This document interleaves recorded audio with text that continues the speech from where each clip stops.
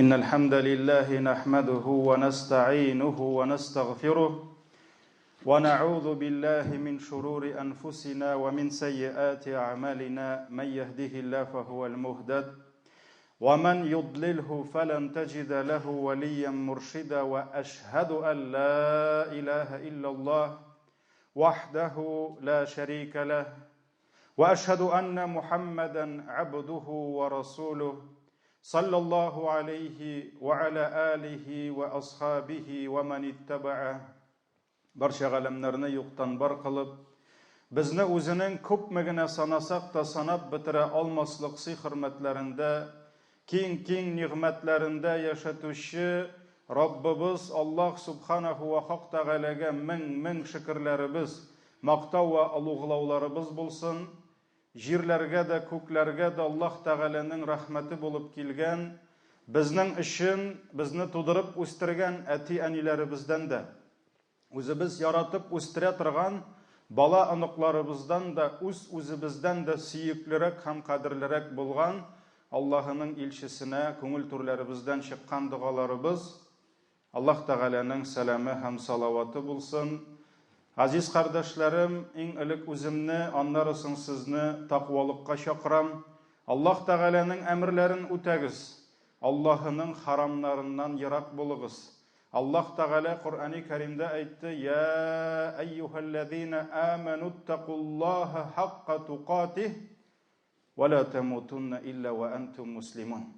Ey iman kitirgen bendeler, Allah Teala'ga tiyişli derecede takva bulunuz. Onun emirlerin tiyişinçe ötegiz. Hem haramlarından tiyişinçe tıyılığız, hem Müslüman bulmagan halde, o'zingizning musulmonligingizni tuzatmagan holda Alloh huzuruna qaytudan, o'ludan saqlanig'iz dedi. Aziz qardoshlarım, bugun sizga Imom Muslim jiyintig'ida saqlanuvchi Umar ibn Xattob radhiyallohu anhu topshirgan ulug' bir hadisni o'qib ketasim keladi. Ham shu hadisda bo'lgan qay bir g'ibratlarga, qay bir nasihatlarga to'xtalasım keladi. Umar ibn Xattob radhiyallohu anhu sili kunlardan bir kunni biz Allohning elchisining yanashasida jiyilishib o'tirganda kinat yonimizga bir zoti keldi deydi. Kinat yonimizga bir zoti keldi deydi. Aning kiyimi deydi, oqqina tugul, oq edi deydi. Oq edi deydi. Onun şeşleri hem sakalları qop-qora edi deydi. Biz ko'z olduna keltiramiz, oppoq kiyimli, qop-qora sakallı şeşli edi deydi. Onun üst kiyiminde deydi, sefer izleri ko'rinmadi deydi. Amma aramızdan bir kimde onu bilmedi deydi. Agar da o yiroqdan keluvchi musafir bo'lsa, onun kiyimleri endi tuzanlangan bo'lur edi. Onun kiyimleri qaralgan bo'lur edi, sarg'aygan bo'lur edi. Lakin yo'q, onun kiyimi oppoq, sefer izleri yo'q edi deydi. Lakin ikkinchi yoqdan onu bir kimde bilmedi deydi. Ya'ni u bizning yoq kishisi tugul edi deydi. Ham bu Umar ibn Xattob uchun bek sayr tuyuldi. Agar da ol bu yoq kishisi bo'lsa, biz onu bilir edik deydi. Lakin musafir deb aytar edik, kiyimi oppoq, sefer izleri, sefer eserleri ko'rinmadi deydi.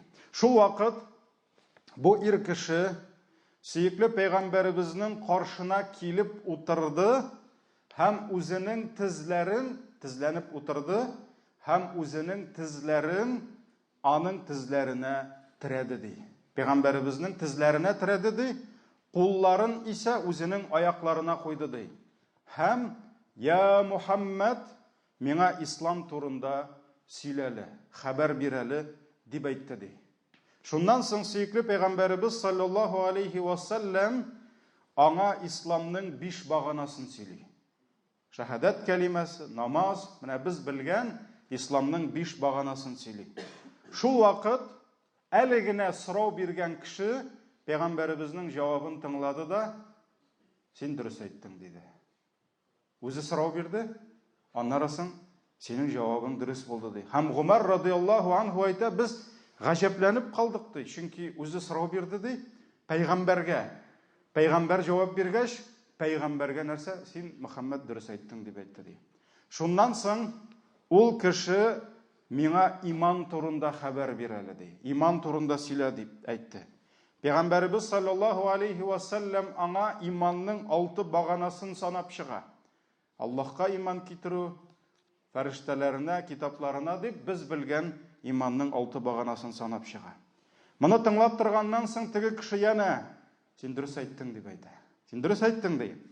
Һәм дәвам итеп, хәзер инде миңа ихсан турында сөйлә ди. Нәрсә ул ихсан ди? Беренче ислам, аннан иман турында сорады, аннан соң ихсан турында сөйләле дип әйтә. Шул вакыт сөйкле пәйгамбәрбез аңа син Аллаһ Тәгаләгә аны үз күзләрең белән күргән кебек гыйбадәт кыласың ди. Кашан ул ихсан дәрәҗәсе була?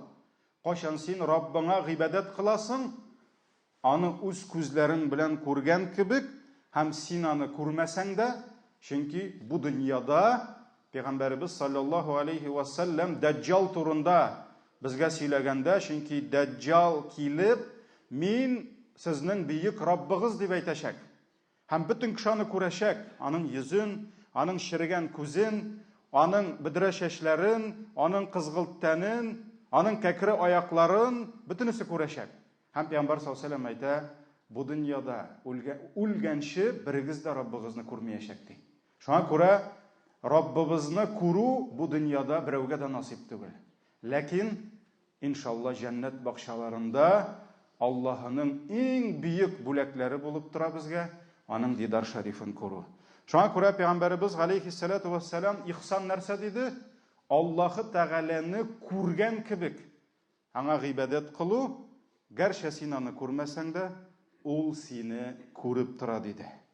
Шуннан соң бу кеше сорау бирүче, хәзер миңа кыямәт сәгатен әйт диде.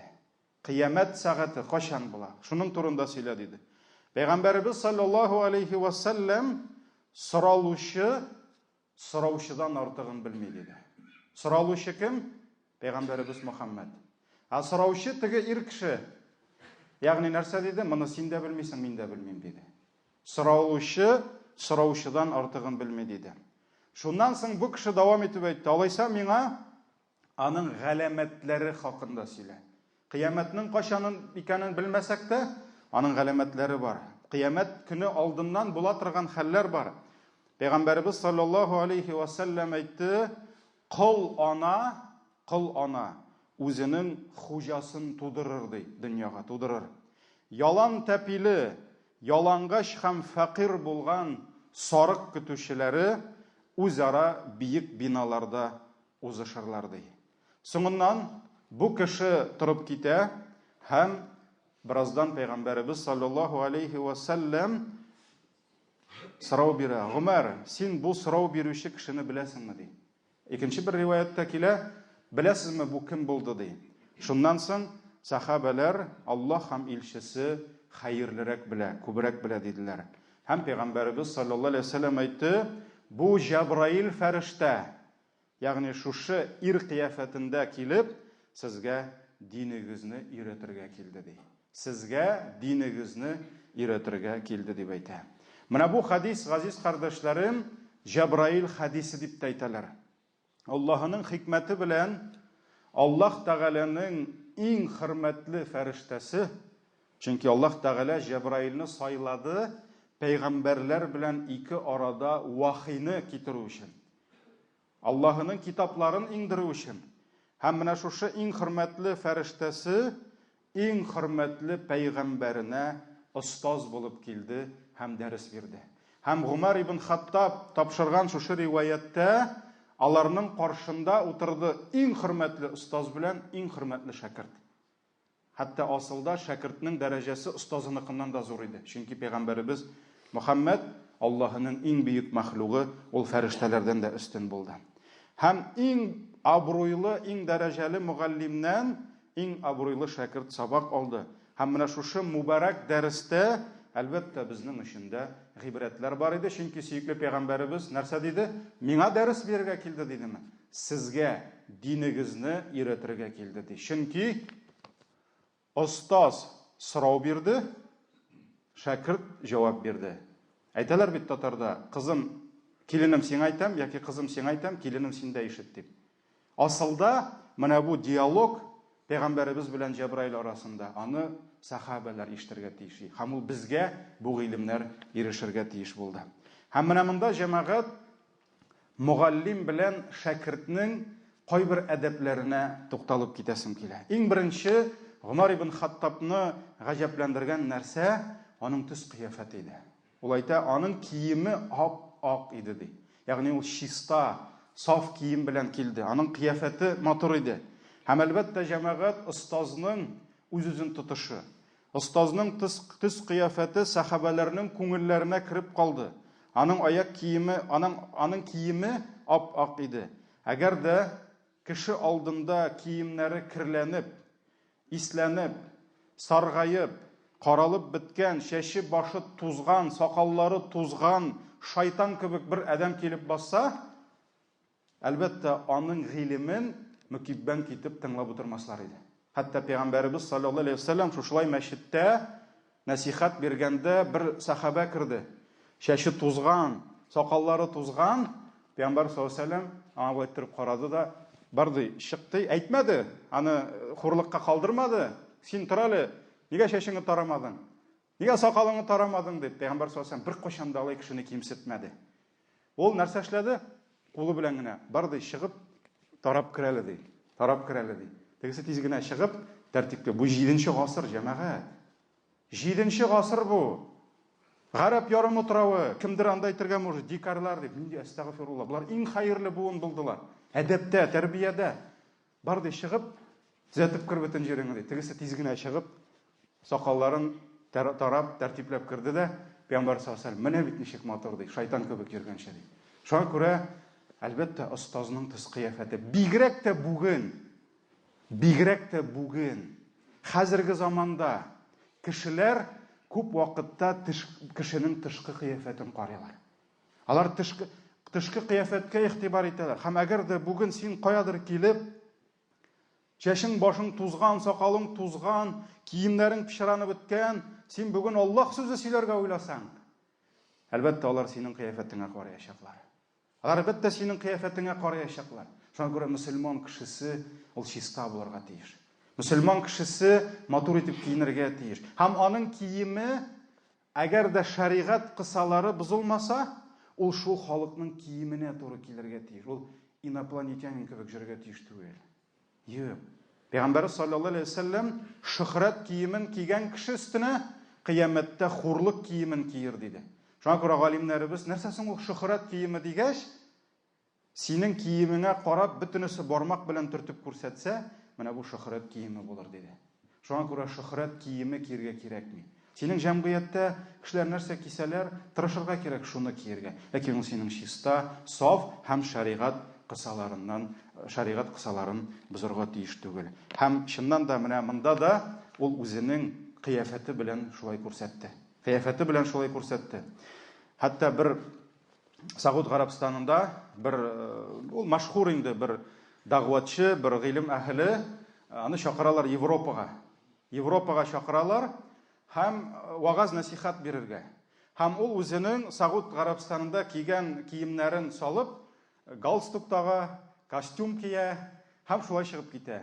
Һәм аны инде фотога төшереп алалар да, интернетта, хәзер бит инде акыллы кешеләр интернетта күп, гыйлем ияләре, менә ди фәлән шейх ди, кафирләрнең киемен кигән ди, галстук таккан ди, тегесен бусын кигән ди. Шундан буларга җавап яза. Пәйгамбәребез дә бит гарәп мөшрикләренең киемен киде ди, алар шул кием кигәч ди. Гарәп мөшрикләренең киемен киде ди, чөнки ул вакытта шул киемне киделәр, ул вакытта шулай йөрделәр. Ләкин ул инде әгәр дә үз илендә шулай йөрсә, ул әгәр дә бер җәмгыятькә килә икән, ул анда чит планетадан килгән кеше кебек йөрергә тиеш түгел. Һәм менә монда җәмәгать остазның һәм шәкертнең түбәнчелегенә игътибарны җәлеп итәсе килә. Ул әллә кая барып утырмады. Әллә кайдан каядыр тау башына менмәде. Ул килеп тезләнде үзенең шәкерте каршына. Һәм ул аңа шул кадәр якынайды, хәтта остазның тезләре, аяклары шәкертенең аякларына тиде. Менә бу якын булу. Якын тору, ягъни бик мөһим тормышта остаз белән шәкертнең арасы якын булу, урысча әйткәндә, и в прямом значении, и в переносном. Чөнки аларның бергә якын булулары, аларның тормышларын белүләре, аларның бер-берсе белән киңәшләшеп, дус булып яшәүләре, менә бу җәмәгать бик зур тәэсир итә шәкертнең тормышында. Бик зур тәэсир итә. Әгәр дә син тегеннән ярактан гына миңа якын килмәгез, мин сезгә хәзер аят укыйм да, хәдис укыйм да, булды бар китегез дип, ул әгәр дә шәкертләрен якын айта алмаса, алар белән дуслаша алмаса, аларның тормышларына керә алмаса, җәмәгать аның гыйлем бирүеннән зур файда булмаячак. Шуңа күрә пәйгамбәребезнең аягы Җәбраилнең шушы ир кыяфәтендә килгән аягына терәлеп тора иде. Алар бергә, алар якын булырга тиешләр. Менә шунда синең сүзең үтәчәк, шәкертең гыйлемле булачак ие. Һәм менә җәмәгать гыйлем алу өчен, әлбәттә, аның үз кагыйдәләре бар. Аның үзенең тәртипләре бар. Һәм теләсә ничек бу кагыйдәләрне өйрәнмичә гыйлем дөньясына кирип китсәң, адашуың бар, саташуың бар, һәм файда аласы урынга зыян алуың бар. Менә Риза Фәхретдиннең моннан 100 ел элек язган Шәкертлек әдәбе дигән китабы бар. Ул аны галимнәргә язмаган. Ул аны Россия Ислам университеты яки анда Болгар академиясе шәкертләренә язмаган. Ул аны язган мәктәп балаларына. Ләкин аны укысаң, бүген мәктәп балалары түгел, бүген университет бетерүчеләр дә, академия бетерүче яки башка ниндидер зур юку йортларын бетерүче гыйлем әһле булып йөрүчеләр дә күп нәрсәне белмиләр. Онда шул кадәр хикмәтле әйберләр яза. Эзләп карагыз, кем татарча белә, Шәкертлек әдәбе дигән китап, аны эзләп карагыз, анда шул кадәр хикмәтле нәрсәләр бар. Күпме бу һаманда менә аның асылы булып тора гыйлемдән ди, остазыңны хөрмәт итү дип килә. Сиңа гыйлем бирүче остазны хөрмәт итү, зурлау дип килә. Анда ул бик күп мисаллар китерә. Бик күп мисаллар китерә. Хәтта күп кенә безнең сәләфләребез, ягъни сәләф дип әйтәбез, сахабалар, табигиннар, бүген үзләрен мин сәләфи дип йөрүчеләр турында әйтмим мин. Мин әйтәм хакыйкый сәләфләребез турында. Менә шулар бүген шулар турында китерә, зур галимнәребез турында, хәтта ди нидән остазның иенә аягын сузып утырмыйлар иде. Шул кадәр зур хөрмәт бул. Бер кайда әйтелмәгән. Аякны сузырга ярамый. Без әйтәбез кыйблага сузма, башка әйтәбез, ансын да белеп бетермибез. Ләкин остазның иенә ди аякларын узатмадылар, ягъни сузмадылар дип килә. Һәм чыннан да бүген менә безнең проблема нәрсәдә? Без киләбез дә остаз безгә Коръәнне ача. Остаз безгә тахарат алырга өйрәтә. Остаз безгә намаз укырга өйрәтә. Машалла, син кичә генә белми идең, бүген син намаз укый башладың. Остаз сиңа Фатиха сүрәсен өйрәтә, тагын өйрәтә. Менә син хәзер әкрен генә гыйлем эзли башладың, сиңа җитми башлады, интернетка кирип киттең, шейх Яндекслар белән дуслаштың, шейх Гугллар белән дуслаштың. Анда вообще зур остазлар бар икән, бер мәлне синең остазың ул бер пүчтәккә әйләнде. Бу остаз дөрес түгел икән, бу фәлән икән, бу бидгатчы икән, у него акида неправильная, тегеләй булай, һәм сиңа таякны әлиф дип өйрәткән кашандыр. Сиңа орт ягыңны беренче мәртәбә комган тоттырып жудырткан остаз, ул синең өчен бер шүккә әйләнә. Әлбәттә алай ярамый. Остазын хөрмәт итә белмәгән кеше ул бер кашан да гыйлемгә ирешә алмаячак. Шихабетдин Мәрҗани рахматуллаһи алейхи, элек бит юллар булмаган, хәзерге кебек атлар, машиналар булмаган, элек пароход белән йөргәннәр. Утырып киткәннәр менә монда Волгага, һәм киткәннәр Уфага, һәм шулай станцияларда туктап, ризыклар алып, узак итеп галимнәребез шулай, татар галимнәре сәяхәт иткәннәр. Риза хәзрәтләр, Галимҗан Баруди яза ничек сәяхәт иткәннәрне.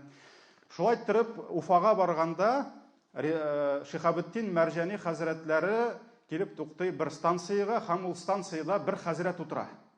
Бер шундый остаз хәзрәт утыра, һәм алар танышып китәләр. Ул хәзрәт Казанда укыган икән.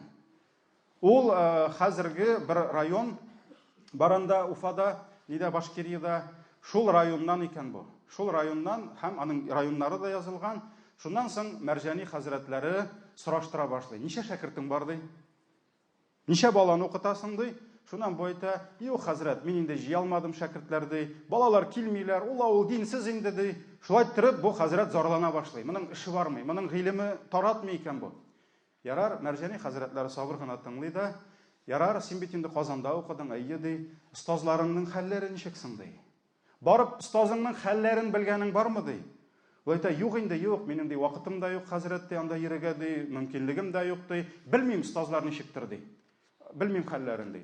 Шуннан Мәрҗани нәтиҗә чыгара. Менә остазының хәлен белмәгәнгә күрә, аның бүген шәкертләре юк, ди. Аллаһ аның гыйлеменә бәрәкәт бирми, ди. Шуңа күрә, менә бу китапларны укысаң, чыннан да җәмәгать, без бүген шәкертлек әдәбе булсынны. Без бүген шушы күп нәрсәләрне кызганычка каршы белмибез. Ислам, иман, ихсан.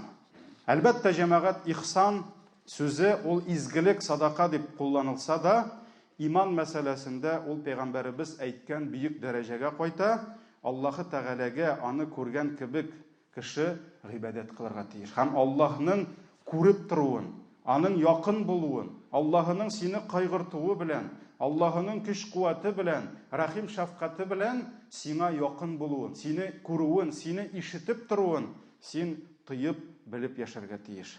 Белеп яшәргә тиеш. Һәм җәмәгать бер вакыт сахабалар бик каты кычкырып, шулай зикр белән, дуга белән бик каты кычкыргач, Пәйгамбәр саллаллаһу алейһи ва сәлләм әйтә: "Сез нигә кычкырасыз?" ди. "Аллаһ саңгырау түгел бит", ди. "Аллаһ саңгырау түгел бит, ул бит ишетә", ди. "Ул бит сезгә якын", ди. Якын. Хәтта Аллаһ Тәгалә нәрсә диде? "Кан тамырыннан да, муеныгыздагы кан тамырыннан да без сезгә якын", ди. Шуңа күрә менә Аллаһының якын булуын мөселман кешесе һәрвакыт белеп торырга тиеш. Кыямәт сәгате турында сорады. Ләкин Пәйгамбәр саллаллаһу алейһи ва сәлләм: "Миндә, синдә белмисең, аның кайчан буласын", диде. Әгәр дә дөньяның кайчан бетәсен белми икән Аллаһының иң хөрмәтле фәрештәсе Җәбраилдә һәм Аллаһның иң яраткан, иң хөрмәтле мәхлугы пәйгамбәрләрнең пәйгамбәре булган Мөхәммәд пәйгамбәрдә белми икән, аны сихерчеләр каян белсеннәр? Шайтан куллары булган күрәзәчеләр каян белсеннәр?